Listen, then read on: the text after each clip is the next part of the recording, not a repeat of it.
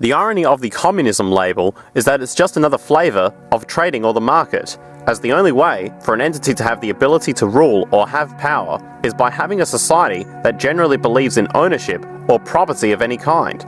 In short, the reason the left and the right in the extremes are the same is because both are pro-trading. So they both lead to large monopoly entities seeking power, control, defense of ignorance, and dominance through a survival of the fittest mentality instead of survival by understanding, flexibility, and technical efficiency as previously discussed. This is whether we're talking about governments, or corporations, or an aimless hate-filled mob. If we could, for a moment, move on to the subject of fiscal policy. Fiscal policy. How can you have money if none of you actually produces anything? It doesn't grow on trees, you know. But since we decided a few weeks ago to adopt the leaf as legal tender, we have all, of course, become immensely rich. But we have run into a small inflation problem, owing to the high level of leaf availability, which means that I gather the current going rate is something like 3 major deciduous forests by 1 ship's peanut. So in order to obviate this problem, and effectively revalue the leaf, we've decided on an extensive campaign of defoliation and burn down all the forests. I think that's a sensible move, don't you? Fiscally shrewd. Fiscally shrewd. The reason we can't think is because we're brought up in a fixed culture with fixed values. When you're very young, they start pumping crap into your head. Who loves you more than anybody in the world? And the baby says, I don't know, your mommy and daddy. What's the greatest country in the world? I don't know, the good old USA. Of course the good old USA.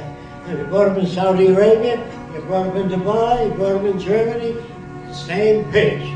From a biblical perspective, I understand why the majority would not agree with the truth. Man is a sinner. Man is in rebellion against his creator. All these scientists are sinners? Well, Oh my god, them babies are demon babies unless they're taught about Jesus and Christ. Well, scientifically, traditions are an idiot thing. All theistic belief systems are a fraud of the current times. Curiosity is a natural human attribute that religious people exploit through continuously making the ideas vague and mysterious. Yet the scam, of course, is that the vague and mysterious is never defined, and that curiosity is ended once a religion has the backwards and hateful ideas installed into a person's head. In other words, religious people act and treat everyone like children. I'm gonna go in the rapture and I'm gonna come back on a white horse. With threats that would only work against the fragile mind of a child or those who are mentally weak and vulnerable. Believe in God, believe in God, believe in God, believe in God, or you will be in hell. Theistic belief systems serve to detach the species from the natural world, and likewise each other. They support blind submission to authority. They reduce human responsibility to the effect that God controls everything, and in turn awful crimes can be justified in the name of a divine pursuit.